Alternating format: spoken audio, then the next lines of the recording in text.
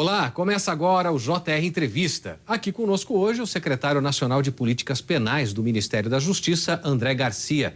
Secretário, seja muito bem-vindo, um prazer recebê-lo aqui no JR Entrevista. Prazer é todo meu, muito obrigado. Nós que agradecemos. Secretário, antes de mais nada, explica pra gente quais são as atribuições da Senapen, além, é claro, de administrar os 5 presídios federais que nós temos no Brasil. A Senapen é a secretaria que integra a estrutura do Ministério da Justiça, com outras secretarias nacionais, é incumbida de administrar o sistema penitenciário federal, executar e fiscalizar a aplicação da Lei de Execução Penal nas unidades prisionais dos estados, que a gente pode chamar de Sistema Penitenciário Nacional, e também cuidar das ações relacionadas à publicação de notas técnicas que possam orientar as políticas estaduais no âmbito do tratamento penal, ou seja, nas assistências de saúde, de educação, de trabalho, religiosa, no sistema prisional, e também relacionado à questão da segurança pública. E a ela, segurança das unidades prisionais, e a ela está vinculada também à polícia, que é a Polícia Penal Federal. Quem é que deve ficar, é uma dúvida até muito comum, né? As pessoas sempre querem saber quem é que deve ficar preso numa penitenciária federal. Existe uma lei federal que define o perfil de quem pode ser custodiado nas 5 unidades que compõem o sistema penitenciário federal. Basicamente, são indivíduos relacionados a organizações criminosas ou associação criminosa, indivíduos que são perigosos, em que os estados solicitam à justiça que sejam custodiados em um sistema mais seguro, algum indivíduo, algum custodiado interno que também esteja sendo ameaçado em um sistema de origem. Basicamente, seria esse o perfil dos nossos presos. No caso de alguém ameaçado, mesmo que ele esteja no sistema penitenciário estadual, ele pode ser transferido para uma federal, caso a vida corra algum risco. Caso não haja nenhuma outra unidade no estado que possa custodiá-lo, sim. Perfeito. Secretário, a gente viu, o Brasil todo assistiu um forte esquema de segurança, né, para a transferência do deputado federal Chiquinho Brazão. Essa transferência aconteceu de Brasília para o Presídio Federal de Campo Grande, na manhã desta quarta-feira. Como é que foi o planejamento dessa operação? O sistema penitenciário federal ele tem como rotina esse tipo de operação. Nós realizamos não só transferências, mas também rodízios na nossa população prisional constantemente. Então já há um padrão de operação já pré-definido. Nesse caso específico, nós utilizamos os protocolos que são utilizados em todas as transferências de qualquer tipo de preso, sem acepção e sem qualquer tipo de privilégio. Com todo o requisito de segurança, né? Totalmente. Escolta, aquela coisa toda que a gente... Tudo isso de forma integrada, articulada com a Polícia Federal, que fez o transporte, e a organização feita pela diretoria do Sistema Penitenciário Federal segue os protocolos já estabelecidos. O irmão dele, né, o Domingos Brazão, também apontado como mandante das execuções da vereadora, né, a Marielle, e também do motorista, será transferido para outro presídio de segurança máxima. O ideal é sempre mantê-los em presídios diferentes, secretário. Como é que é feito o estudo para definir quem vai, principalmente quando se trata de diversos presos, como no caso Marielle? Como se define para qual presídio cada um vai? Como será feito toda essa transferência? Como é que vocês trabalham? Em geral, se faz uma análise sob o ponto de vista de inteligência penitenciária, de perfil de preso, de contatos que ele eventualmente possa vir a ter com outro preso em determinadas unidades, e é uma avaliação de risco. Associados a esses 2 elementos, são definidas as unidades em que esses presos devem ser custodiados. A gente sabe que o delegado Rivaldo Barbosa, também preso nesse caso, né, suspeito de inclusive atrapalhar as investigações, vai permanecer preso na Penitenciária Federal aqui de Brasília. Como é que é a rotina desses presos? Como é que funcionam? Até falar um pouquinho das curiosidades, né, que as pessoas têm sobre o tamanho de cela, a distância de uma para outra. Como é que é a rotina e o funcionamento dessas celas em presídios federais? É uma rotina muito parecida, semelhante com os presídios normais. A diferença pode ser no fato deles ficarem em celas individuais, em torno de 7 metros quadrados, com banheiro, com uma mesa para estudo, para leitura e uma cama. Dependendo do local, no isolamento, por exemplo, é possível, durante um determinado período, que é um período que a gente chama de triagem, de início de entrada desses presos, eles ficarem no isolamento em que é possível, nesses locais, se prevê também que o banho de sol se dê de forma isolada.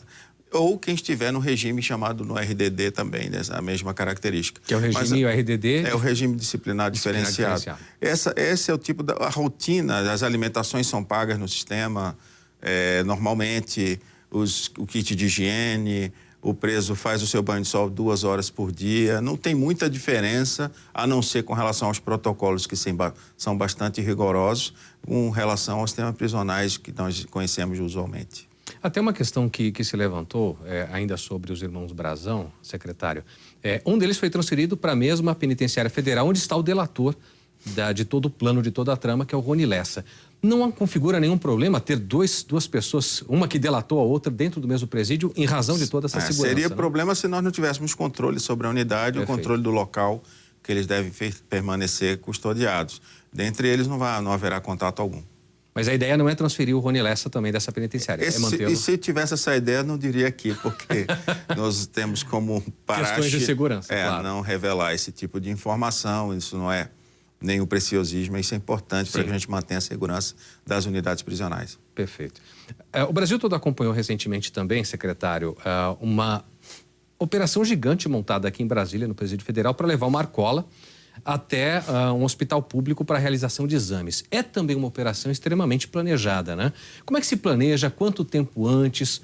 O que é necessário para fazer algo desse porte para evitar, evidentemente, algum plano de libertação desse preso? Como é que funciona toda essa logística? Em primeiro lugar, é sempre bom esclarecer. Essas saídas elas são muito raras e excepcionais, porque toda assistência, inclusive médica, odontológica, concedida aos presos, né, nas unidades. Eventualmente, um outro exame mais especializado, mais específico, prescrito por um médico, é que se faz esse tipo de deslocamento. Perfeito. E a partir daí, como disse, a expertise maior da Polícia Penal Federal, do Sistema Penitenciário Federal, além da custódia, são as escoltas, exato, como acontece com as transferências e com os rodízios. E, nesse caso específico, segue-se o protocolo de segurança, que é muito bem conhecido e muito treinado pelos policiais penais federais, com veículos que são adaptados para essa finalidade, com toda a proteção possível, para que nem o custodiado e nem o policial penal sofra qualquer tipo, ou minimize as possibilidades de injúrias ou de qualquer dano ao policial ou ao custodiado.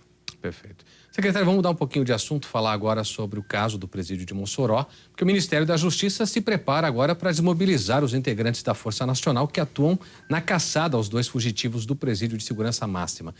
Como é que vai ser isso? De fato, não haverá uma renovação da Força Nacional ali? Não, na verdade não vai haver propriamente uma desmobilização. O que está sendo planejado é uma mudança de estratégia, mantendo as forças locais fazendo os trabalhos de execução de buscas e, ao mesmo tempo, intensificando as investigações, porque nós acreditamos que vamos, com as investigações, com o trabalho de inteligência policial, realizar a recaptura dos 2. Esse episódio, evidentemente, deve ter surpreendido tanto vocês como todo o Brasil. O que o senhor acha que ficou de lição e de implementações, como as construções de muralhas em alguns presídios que não tinham, o próprio caso de Mossoró? Mas o obviamente, aquilo que é possível, né, se falar, porque muitas medidas de segurança não são possíveis de se divulgar.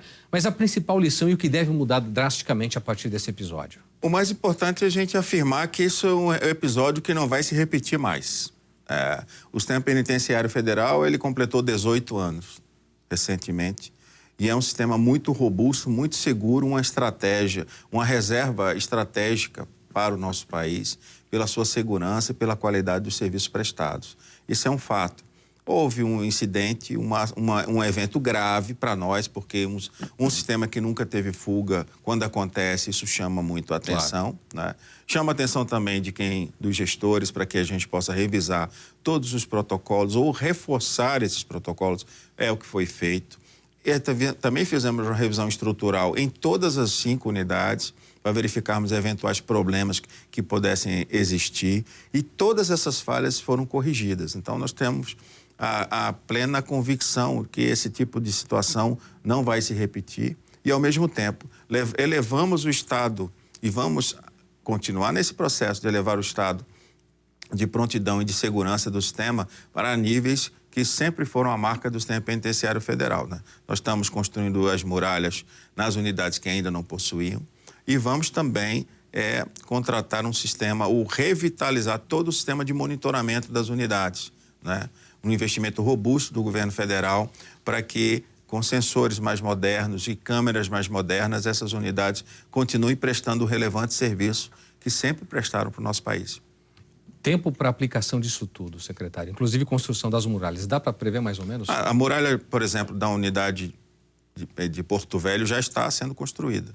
A de Mossoró vai iniciar agora, no final desse semestre, a construção. São em torno de 12 a 18 meses de execução da obra. Ano que vem nós vamos construir mais duas muralhas em Campo Grande, uma muralha em Campo Grande e outra em Catanduvas, e fechamos aí essa questão relacionada à construção de muralhas.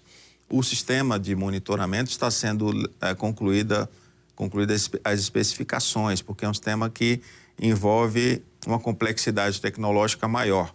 Por exemplo, eu posso dizer, com sensores sísmicos, sensores de movimento, sensores térmicos, que serão incorporados aos sensores que já existem hoje e ao cercamento que já existe hoje, não só com a muralha, mas o cercamento eletrônico, e com câmeras mais modernas, câmeras que nos permitirão ter uma vigilância ativa, um monitoramento ativo do sistema e apontar os problemas, utilizando o programa de inteligência artificial, inclusive, para que o monitoramento seja o mais completo possível. Perfeito. Secretário, a gente já continua aqui o nosso papo. Agora eu quero me dirigir a você que nos acompanha, porque você pode assistir ao JR Entrevista na Record News, no Portal R7, no Play Plus, no Jornal da Record, também no JR 24 Horas e, claro, em todas as nossas redes sociais.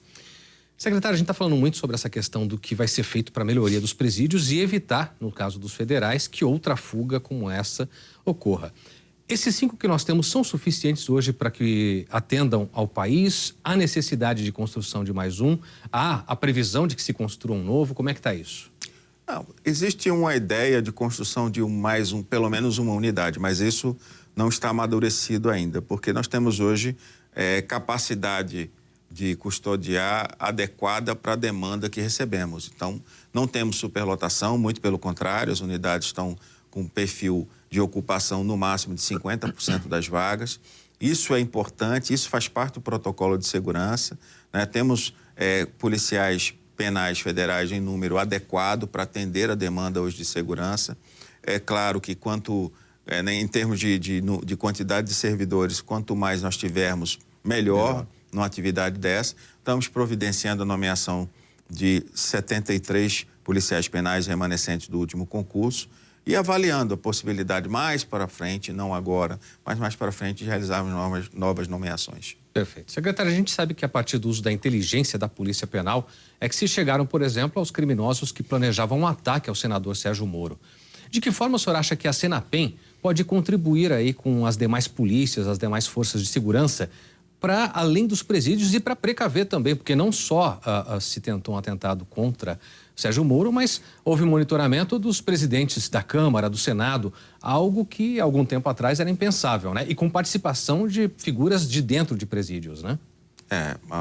A determinação do ministro Ricardo Lewandowski é exatamente essa, trabalhar a dimensão segurança no sistema prisional, seja federal, seja nos estados, no mais alto nível. Então, nós estamos trazendo uma equipe profissional que sabe trabalhar com segurança pública e incorporar o sistema penitenciário federal e estadual e os estaduais definitivamente a questão da segurança pública. Não se faz segurança pública sem inteligência penitenciária, Exato. sem controle das unidades penitenciárias. Todos os exemplos que tivemos aí de redução, por exemplo, de homicídios, passam pelo controle do sistema prisional. Enfim, então é necessário, quando se pensar nesse tema segurança pública, nunca dissociar do trabalho que deve ser feito nas unidades prisionais, nos sistemas penitenciários. E essa é a lógica de atuação nossa, trabalharmos cada vez mais próximos e integrados por exemplo, no caso no âmbito federal, a Secretaria Nacional de Segurança Pública, a Senasp, e trabalhar no âmbito das polícias a integração completa da Polícia Penal Federal com as polícias penais estaduais e com as polícias estaduais, seja militar, seja civil. Há outro ponto muito importante, secretário, porque como a gente acabou de citar o caso desses atentados que foram planejados, muitas ordens partem dos presídios por meio de telefones celulares. O que a gente não consegue entender é como é que esses celulares conseguem entrar e permanecer por lá. De que maneira a Senapen atua em presídios, não só federais, mas também estaduais, se é que é possível essa atuação, para tentar fazer esse trabalho de retirada dos celulares, de monitoramento de quem entra com esse tipo de aparelho também dentro dos presídios? Em primeiro lugar, preciso dizer que no Sistema Penitenciário Federal essa realidade não existe. Não há entrada de celulares nas unidades federais. A população pode ficar tranquila. Não só disso, mas qualquer material ilícito. Os protocolos de segurança são muito rigorosos e temos equipamentos que nos permitem fazer esse tipo de controle. No caso dos estados, nós temos operações em conjunto com os estados. Por exemplo, posso exemplificar uma delas chamada Operação MUT, que é realizada com assessoria e participação da nossa inteligência, da Diretoria de Inteligência Penitenciária da Secretaria, e, através dela, nós realizamos uma série de apreensões de aparelhos celulares. E, complementar a isso, que é mais importante, a União, o governo federal, através da Secretaria, ele fornece também equipamentos que permitem que os estados possam também detectar a entrada desse tipo de aparelho nas unidades prisionais. E o treinamento para os policiais aplicarem os protocolos de segurança, que é o que faz a diferença. Nada funciona nas unidades penitenciárias, num sistema penitenciário, se não tiver protocolos e se esses protocolos não forem seguidos. Perfeito. Secretário, vamos falar um pouquinho sobre o Fundo Penitenciário Nacional. Quais são as prioridades e como funciona esse fundo? O Fundo Penitenciário Nacional, basicamente, é a fonte de orçamento da Secretaria Nacional de Políticas Penais. Através dele, nós financiamos as políticas estaduais e fazemos a manutenção das unidades que compõem o sistema penitenciário federal. É um grande... a ideia do fundo em si e a ideia de que você possa transferir recursos do fundo penitenciário para fundos estaduais é uma grande iniciativa, uma grande saída para a desburocratização, né? Fazemos repasses e esses repasses obrigatoriamente nós devemos passar 40% do orçamento anual do fundo para os estados. Isso não impede que façamos mais repasses, que são as chamadas transferências voluntárias. E esses repasses, eles custeiam a construção de unidades prisionais, a compra de equipamentos, de viaturas, de armas, de coletes, de aparelhos de raio-x, de scanners, câmeras corporais para quem usa, para as polícias penais que já adotam, como é o caso do Espírito Santo, por exemplo, o uso da câmera corporal. Enfim, é a fonte de recursos mais importante para o sistema penitenciário brasileiro. Tratar de um ponto delicado, porque o Congresso definiu recentemente o fim das saidinhas temporárias. Obviamente, isso respinga de alguma maneira em todo o sistema nacional, penitenciário nacional. Como é que o senhor vê essa questão? É melhor? É pior? Como isso impacta a Senapen? A Secretaria, obviamente, tem toda a relação com esse tema. Nós estamos estudando, né, a proposta de mudança legislativa. Fato que ela atinge a saída temporária para a população entender, ela atinge um universo de presos que, mesmo com o fim da saída temporária, vão continuar saindo das unidades prisionais, porque são presos que estão no regime semiaberto. Eles saem para trabalhar ou para estudar todos os dias e retornam para as unidades prisionais para o repouso noturno.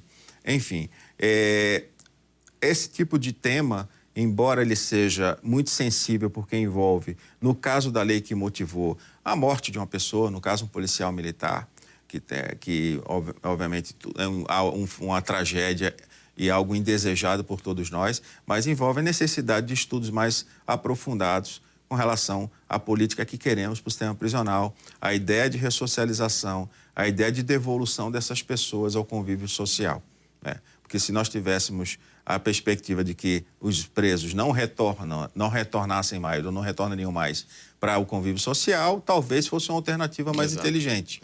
Mas não é o caso. Portanto, é preciso estudar esse assunto com mais profundidade e é o que nós estamos fazendo para assessorar o ministro da Justiça e também a atuação, no caso do presidente da República, quando for apreciar a questão do veto ou da sanção.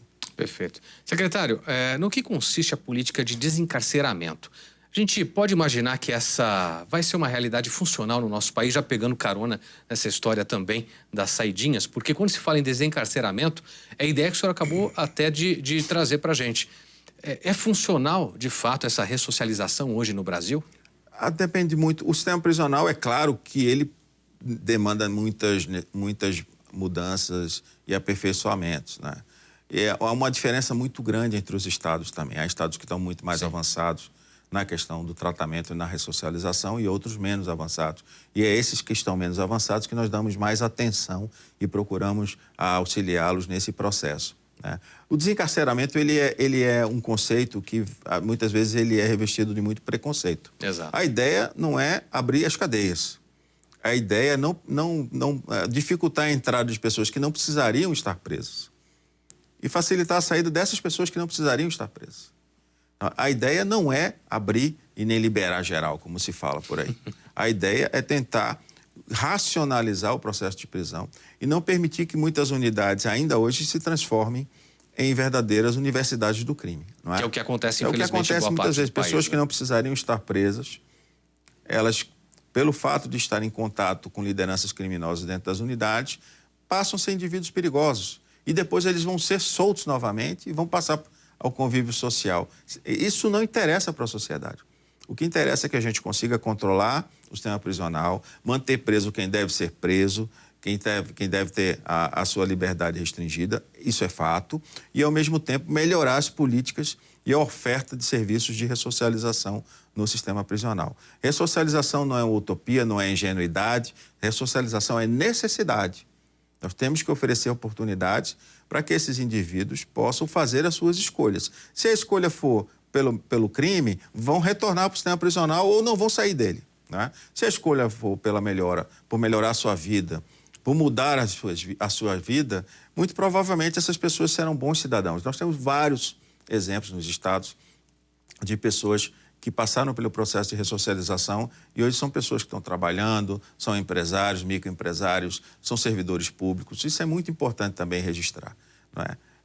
Essa ideia de desencarceramento associada à liberdade geral ou não a ideia de que não se deve prender ninguém, isso é um grande equívoco. O que nós estamos tentando é pautar a questão da qualidade da prisão, de segregar quem tem que ser segregado e de impedir que haja influência de lideranças criminosas em pessoas que podem ser recuperadas fora das prisões. Podem ser por meios alternativos também, precisam ser monitorados, pode ser um monitoramento feito, por exemplo, o monitoramento eletrônico, por tornozeleiras, como se fala. Enfim, há acompanhamento da família, oferecimento de oportunidades para que esse indivíduo possa fazer as suas escolhas, né?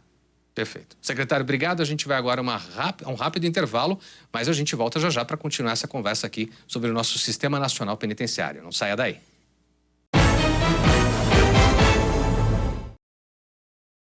Estamos de volta com o JR Entrevista e aqui com a gente hoje o secretário nacional de Políticas Penais do Ministério da Justiça, André Garcia.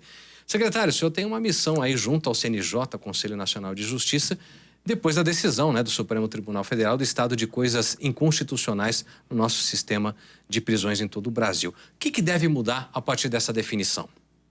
Eu acho que o julgamento, a decisão proferida pelo Supremo Tribunal Federal é uma grande oportunidade para quem trabalha e milita na questão prisional no país de discutir os problemas, mas o mais importante, apresentar as soluções baseadas na experiência de cada um desses profissionais que militam por anos nessa área. Então, a ideia, até por decisão do próprio Supremo, é que esse plano ele seja elaborado pelo governo federal, o Ministério da Justiça, através da Secretaria Nacional, a Senapen, com o CNJ, o Departamento de Monitoramento e Fiscalização do Sistema Carcerário, que integra a estrutura do CNJ. Então, o que está sendo feito é elaborado um grande diagnóstico sobre o problema e esse plano ele não vai se limitar apenas a esses dois atores. Nós vamos coordenar o processo e vamos apresentá-lo e discuti-lo com diversos setores da sociedade, órgãos de governo, os estados também, porque os estados deverão elaborar um plano estadual após a publicação do plano nacional e, a partir dos problemas levantados, definir todas as ações que devem ser estabelecidas, por exemplo, para a redução da superlotação, né? Por exemplo, para trabalhar com a questão da saúde, não só prisional, mas também dos policiais que trabalham no sistema penitenciário no país, que é uma questão muito importante hoje, relevantíssima. Cuidar de quem cuida, né? O policial precisa ser cuidado também. Exato. E essa é uma preocupação nossa desde sempre, né? Estruturar as polícias penais dos estados para que elas possam dar as respostas necessárias na dimensão da segurança, mas que também sejam agentes ressocializadores, né, que sejam agentes de promoção de direitos fundamentais. Não há incompatibilidade alguma no trabalho policial e no respeito aos direitos humanos. Isso aí é um mito que se tentou estabelecer por diversos meios, mas na nossa concepção esse é um trabalho que é completamente compatível. Disciplina, rigor e também respeito e dignidade. Secretário, muito obrigado pelas informações valiosas que o senhor trouxe aqui para a gente hoje. Obrigado por sua presença no JR Entrevista. Eu que agradeço. Muito obrigado. Obrigado também a você que esteve conosco. O JR Entrevista fica por aqui. Lembrando que você pode assistir ao programa na Record News, no Portal R7, no Play Plus, no Jornal da Record, no JR 24 horas e, claro, em todas as nossas redes sociais. Obrigado pela companhia. A gente se vê no próximo JR Entrevista. Até lá.